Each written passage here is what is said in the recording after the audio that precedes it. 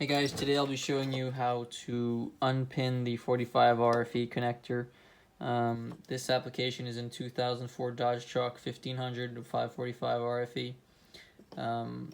So what you're going to start off by doing is you're going to take off the lever clip.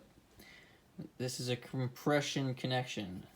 These sliders here grab onto a pin on the solenoid shift pack and it pivots on these little arm and firmly presses the connector on the solenoid pack. There's a gasket here, it compresses the gasket, makes it waterproof sealed. Now, I broke this ear off on my connector, so I sourced another connector from the scrapyard and I unpinned it. Instead of cutting all the wires, I thought unpinning would be much easier, much faster in the case, which it is. So, start off by taking the lever off. What you're going to need to do is get yourself a small flat blade screwdriver and gently pry it off the tab. There's nothing holding it on here. It's just held together by friction. Same thing on this side.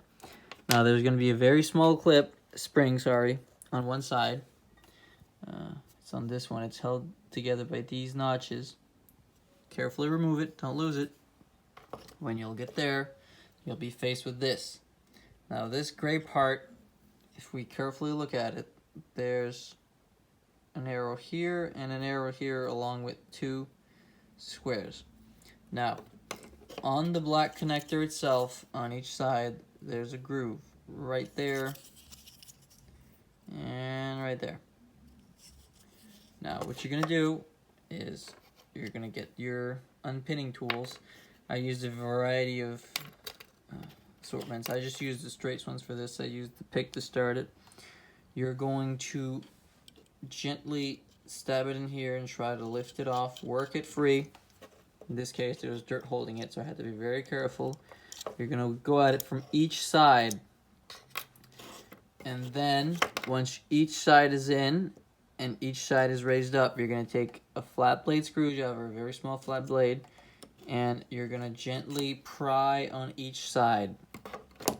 And then this gray part is still going to be on, but it's going to be loose. It's going to wobble back and forth. Now, just go back on each side, working it loose. Now, once this is off, you'll be faced with this.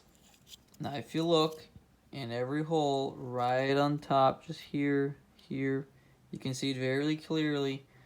This is the part that actually holds the pin in place. Now, you can see there's a step up. Now, if we go look at the pin, there's a hole. There's a square hole on each pin. That's where the connector grabs onto to hold the pin in. What you're gonna do is I just bought these things on Amazon. They just show up today, and I found the best one to do this is the round or the 40. I don't know if it's a round or 45, but you're gonna put the 45 towards the clip, and you're gently gonna ride it down the clip. Once you've bottomed out, you're gonna use the 45 at the top of the clip right here and gently raise it up just like this. Now,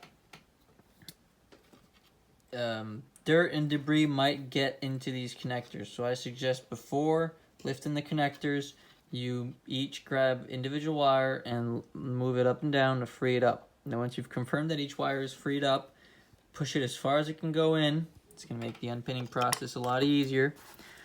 Now, when you lift up the pin, this is a two-hand job. When you lift up the pin, with your other hand, reach from behind and pull the wire. Now, repeat each step for each side. And then you can, if you wish, clean your connector and fix your problem. So I decided to make this video because there's no content on the internet on how to unpin it. Thank you for watching.